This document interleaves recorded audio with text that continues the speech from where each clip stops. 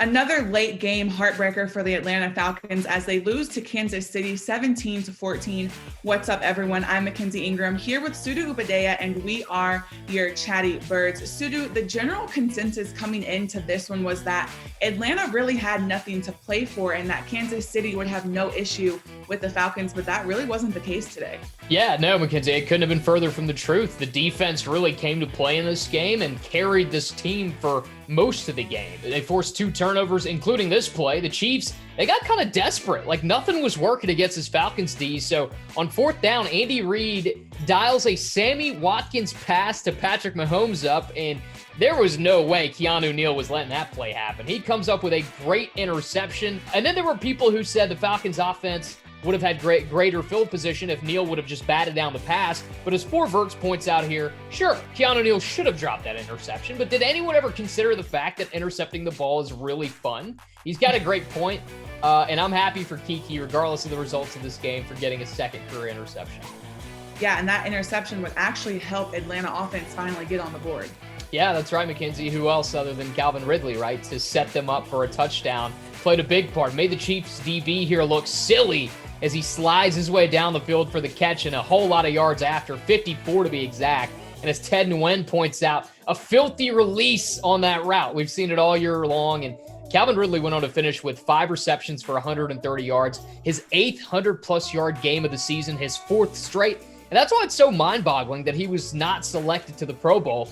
And as Jazzy Jeff Reel points out, coming into this game, Vikings receiver Justin Jefferson had 73 receptions, 1,182 yards, and 7 touchdowns. He made it to the Pro Bowl. Calvin Ridley, on the other hand, coming in, had 77 receptions, 1,192 yards, and 9 touchdowns, and no Pro Bowl.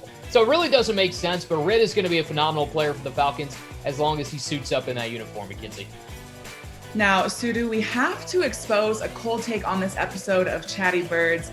Has to do with something the Chiefs receiver Tyreek Hill said earlier this season. Yeah, definitely, Mackenzie. And we got to start with the interception by Foye Oluokun, who, by the way, is another guy who had a Pro Bowl argument. I'm not going to get into that, though. But he would intercept Patrick Mahomes' pass on a drive that Kansas City should have probably scored on. Now, the end of this play was a little nerve-wracking because Tyreek Hill caught up to Foye, punched the ball out. Luckily, the Falcons held on, but Tyreek said earlier in the season that he wouldn't be in a position to have to tackle a defender on an interception. This was back when Seahawks receiver DK Metcalf tackled Budda Baker off of a Russell Wilson interception, and Hill's exact words were, "I never make the DK Metcalf play because my QB wouldn't throw the pick." Well, hate to break it to you, bud, but it happened today, and awesome, right? Good for you for catching up, knocking the ball out, but you did, in fact, have to make that play. So that is a freezing cold take.